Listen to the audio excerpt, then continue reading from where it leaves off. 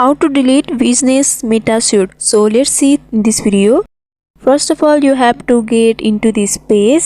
After that, in the lower button you can see the setting option, which I have zoomed here. Tap on that and you see the business settings. Tap on that. After tapping on the business settings, this page will be opened. After that, you have to tap on the business info, which is in the left side. After tapping on the business info, this page will be displayed over here, and here in the right upper corner you can see the permanently delete option. Tap on that. After tapping on that, you can either choose an option or you can either skip it. After that, tap on the next here, and for your own security you have to enter your password and tap on done. And finally, after doing this, your account will be deleted within the 24 hours. So in this way you can delete your business meta suite. So I hope this video was helpful.